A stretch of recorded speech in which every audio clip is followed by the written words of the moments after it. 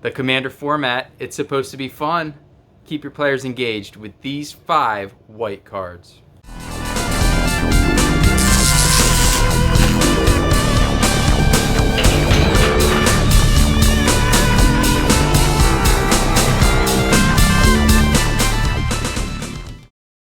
What's going on, you guys? This is Just Add Misplay, taking you back to square fun. Today we're going to be talking about my top 5 fun white cards in Commander. Disclaimer alert, the cards in this video are not the best white cards in Commander. They're just my top 5 fun favorite white cards. They hopefully keep the play group engaged and smiling and laughing and all that, yada yada. So let's just get started. Coming in at number 5, we have Livio, Oathsworn Sentinel. Okay, so this number 5 slot is a bit of a stretch. There's honestly not that many white cards that are fun, believe it or not. There are not many that are political. A lot of their cards are based around, if your opponent has more than you, then you get something. And it's a limited supply, so this one's a bit of a stretch. Anyway, you can throw it on the field. Pay 1 white and 1 colorless, and choose another target creature. Its controller may exile it with an Aegis counter on it. So pretty much, you're going to be going around the table and looking at your opponent's creatures that have entered the battlefield effects. And then you can kind of pitch the idea like, hey, I'll exile your creature so you get another effect, in hopes that eventually you'll be able to do the second ability, which is 2 and a white, and you tap them, return all exiled cards with Aegis counters on them to the battlefield under their owner's control. And that's really cool. It's like a fun little effect that you can get your opponents to double their enter the battlefield triggers and make some allies. It's really cool, but again, it's a bit of a stretch because it is like a mana dump. You got to dump a lot of mana in there to get it going. But the next 4 coming up are a lot better in regards to keeping the play group involved. Coming in at number 4, we have Benevolent Offering. It costs 1 white and 3 colorless for an instant. Choose an opponent. You and that player each create 3 1/1 white spirit creature tokens with flying. Then it says choose an opponent. You gain 2 life for each creature you control, and that player gains 2 life for each creature they control. So this is a really cool, pretty obvious political tool. You can target a player who doesn't have a very good board presence, give them 3 1/1 flyers, and then you can target another player who's low on health and give them some life. Maybe they can help you out if one of the players is kind of running away with the game.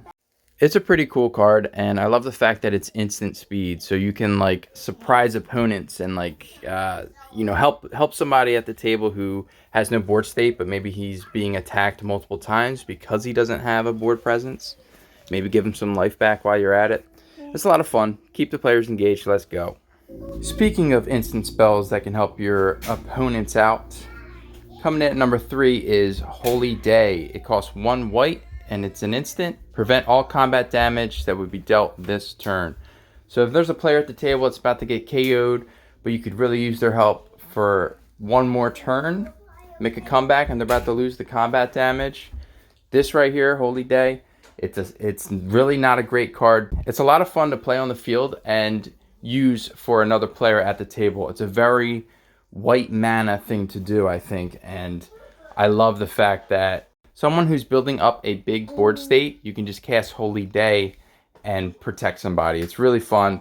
It's not super great, but it's a cool card to have in your arsenal. Coming in at number 2 is my absolute favorite white card to play. It's Silence. It's an instant white spell that costs 1 white mana, and it says your opponents can't cast spells this turn.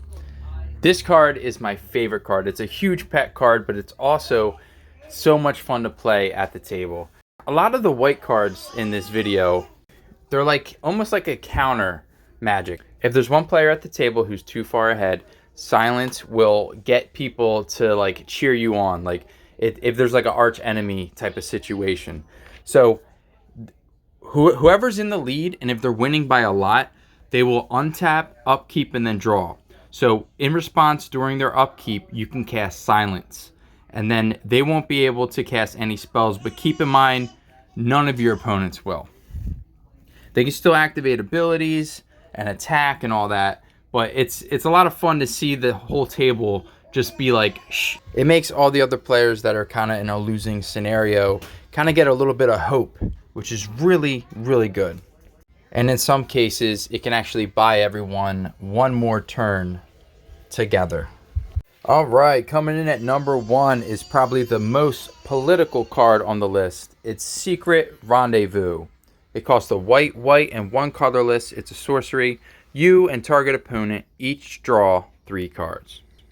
This card's great if you have a player at the table who's getting mana screwed or not getting many cards in their hand.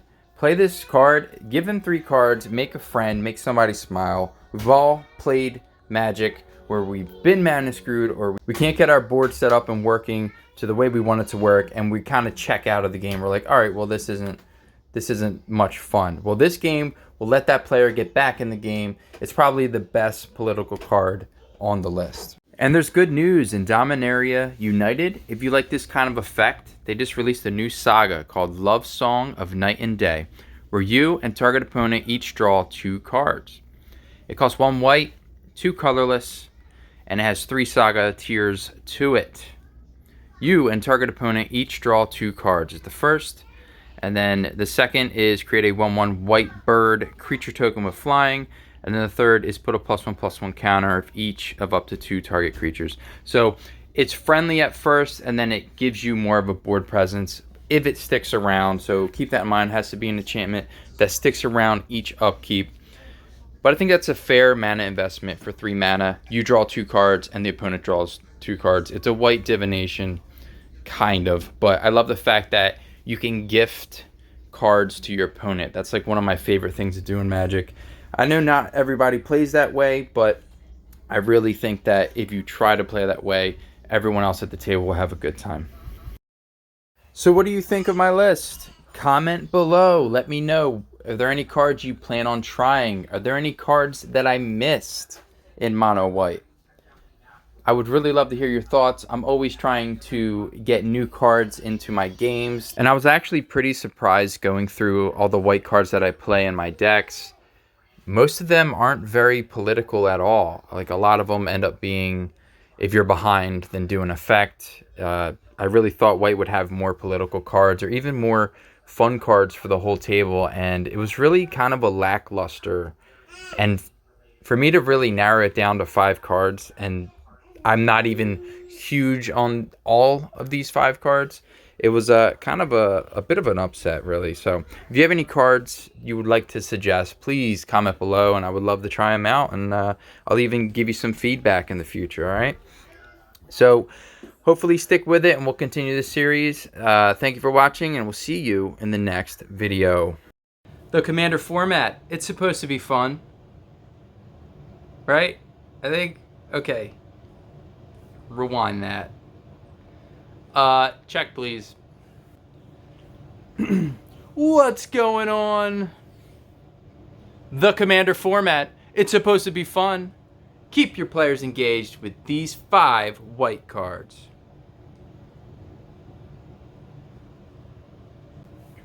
The Commander format. It's supposed to be fun. Keep your players engaged with these 5 white fingers. But can't say that. Can't say that. Can't say that. Get that out of there.